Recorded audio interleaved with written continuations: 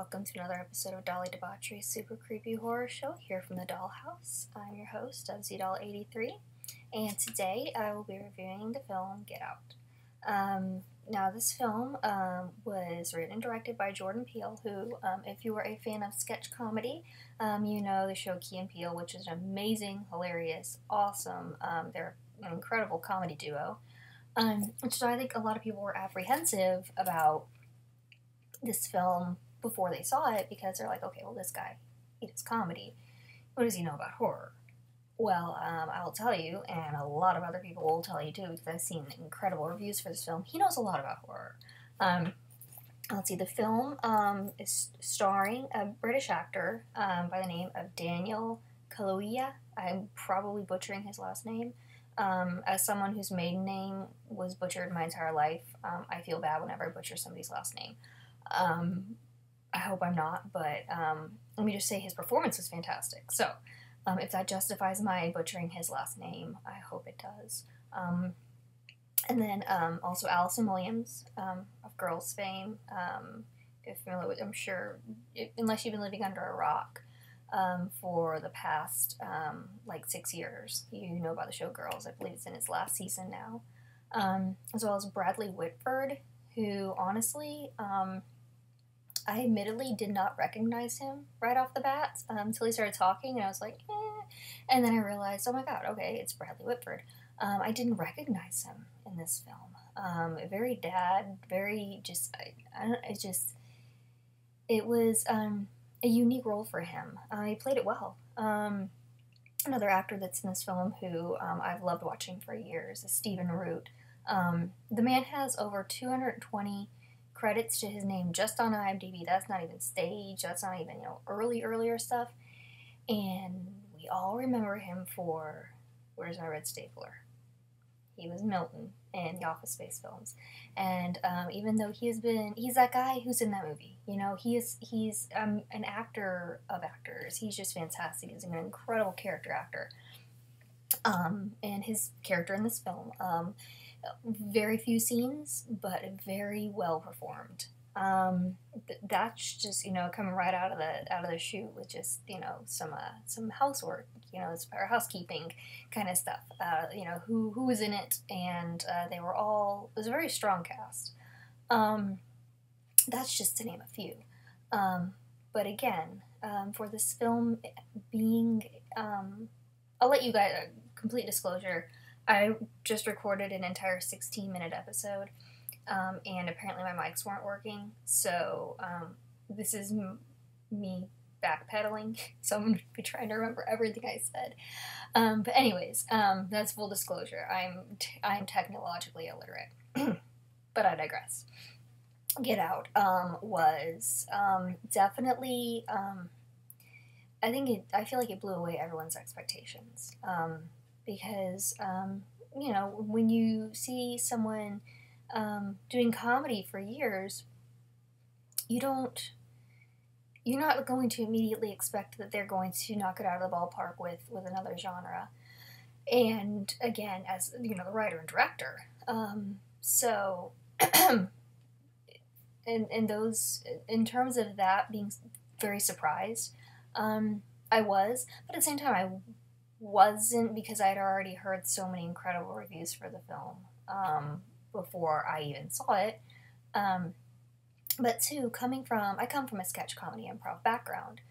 That's actually where I got my initial training, was in sketch comedy and improv. As a sketch comedy writer, I know that pacing is very, very important to us, because as we're, in a film or even on a TV show, you're able to kind of get your episode point across, what have you, in a nice chunk of time.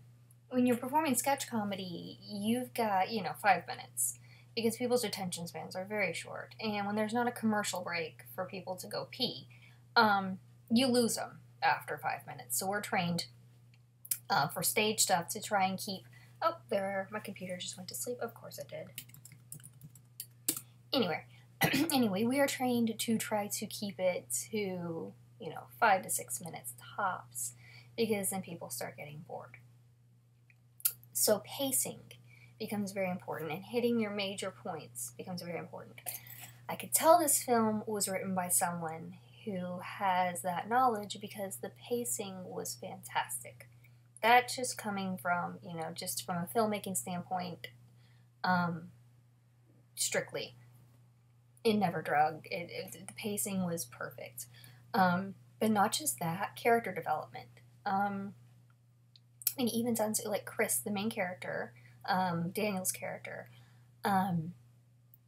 you know the character. By the end of the film, you know who he is and where he's coming from. And it's a theme that's introduced, a topic that's used throughout the film, both against him and then it too explains why he is the way he is. Like towards the end of the film, there's something that happens and he's going to leave, but then he sinks back into little boy Chris and what his character experienced as a child.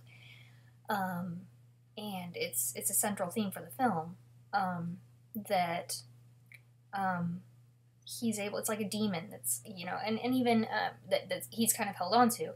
And even, now I watched both the theatrical, I guess I should have said this from the beginning, I watched both the theatrical ending as well as the alternate ending, which was the original ending. And his character's inner demons are more prevalent in the alternate ending. They're used a bit more, but he's able to release them. The theatrical ending, I will say, of the two endings, it's my favorite for selfish reasons because, let's just say he's got the best friend in the world. And I advise you to, when you see the car pull up at the end, after it's a very intense scene, you see a car pull up, you're like, oh crap, he's in trouble. Look at the side of the car. And you'll immediately know he's not in trouble. So, for selfish reasons only, I love the theatrical end because it kind of is that release that I think you will need after the good, 25 minutes of extreme just intensity that happens right before it. Now, the alternate ending, and if you watch it, it's presented with commentary from Jordan Peele, and he talks about why he wrote it the way he did when he did, and a lot of it had to do with the social climates at the time in the country. It was perfect for what the country was going through. But then, like he says, there seemed to be kind of light at the end of the tunnel, and so then he decided to go with the new ending that became the theatrical ending instead. Both are fantastic. Both are definitely a period at the end of the sentence in terms of the film.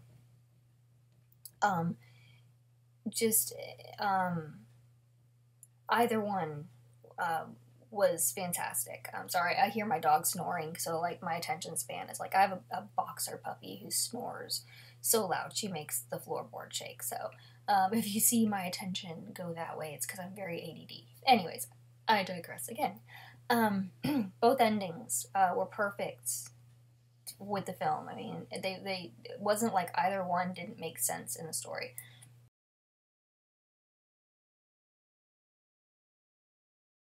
Okay, I just dealt with a very loud dog scratching itself, so I'm back. Anyways, both endings are perfect in the pacing of the film. The film is very much it's a Stepford Wife, definitely has that Stepford Wife feel to it, where there's that one character who knows something is completely fucked up, and they just can't put their finger on it. Kind of a background on the film, it's a black man with his white girlfriend. They go home to meet her parents.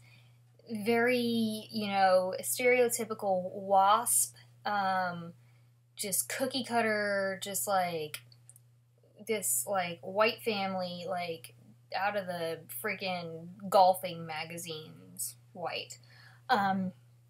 There are only 3 black people in the town, and each of them, doesn't just act odd, they act zombified.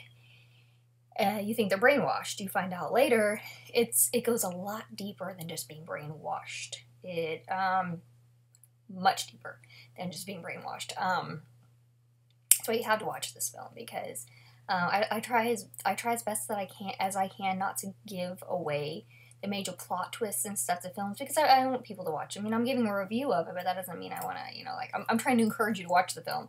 I don't want to tell you what happened in the film, because then, as a filmmaker, I want you to go watch the films, especially when they're this good. But yeah, so these characters are not just brainwashed. It goes far deeper than that.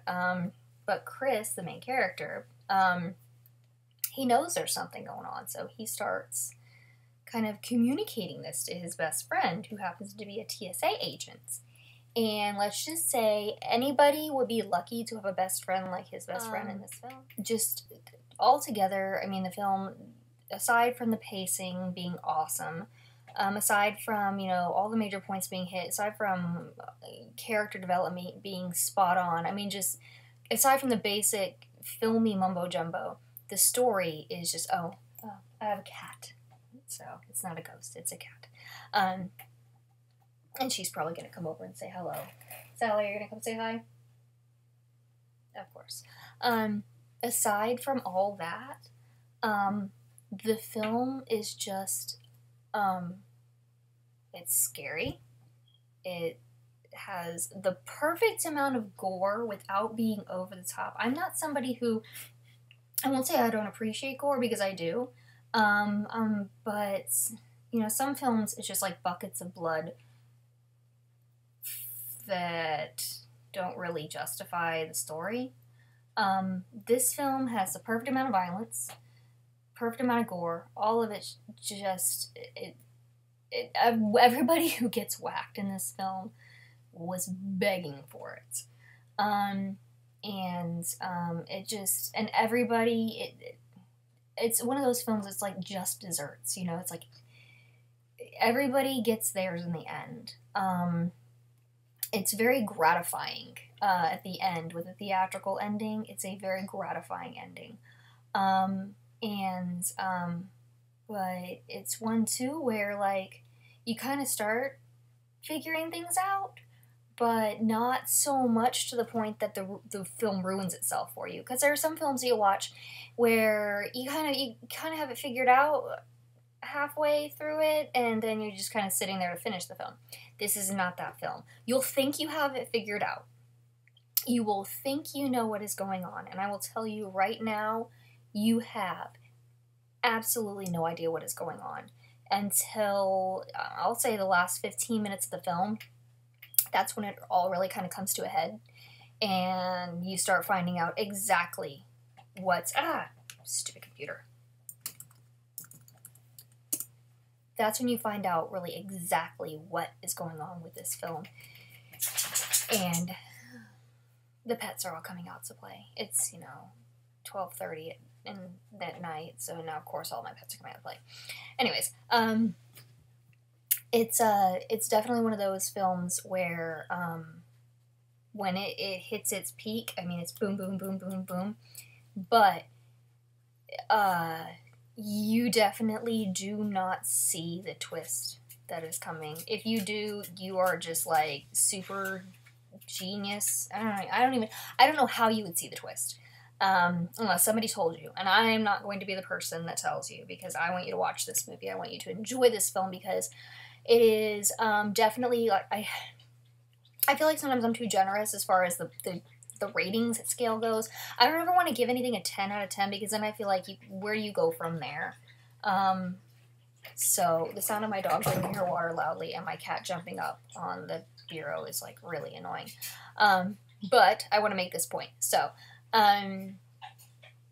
yeah, this film is definitely a try, give something a 10 out of 10, and there's really nowhere to go from there. So this is definitely a 9 out of 10, a solid 9. If I gave 10s, I would give this film a 10. And that's simply just from the filmmaking aspect, but like I said, aside from that, it's a good scary film. It's scary, it's got its funny parts too, because you gotta have those palate cleansers.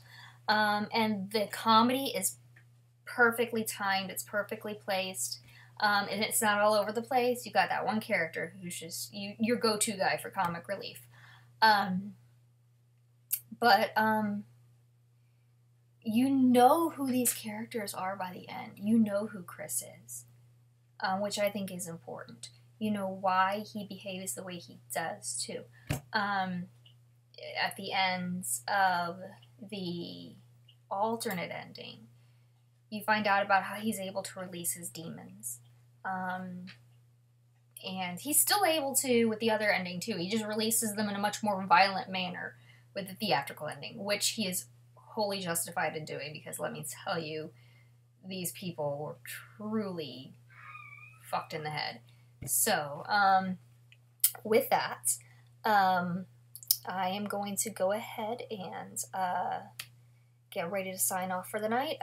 Come back in a couple of days. I haven't decided what I'm going to be doing, whether it's going to be a film review. I might try and catch one of the new Netflix horror series, maybe review that, or I might tell you guys a little bit more about myself and my horror background. Thank you guys for joining me at the Dollhouse again tonight. I will be back with you guys in a couple of nights, so don't forget to hit that subscribe button, like the video, let me know what you like, let me know what you want me to be watching and reviewing for you, and hit that notification bell so that you know in a couple of days when my next video is up. Thank you guys for watching, and we'll see you guys back here at the Dollhouse.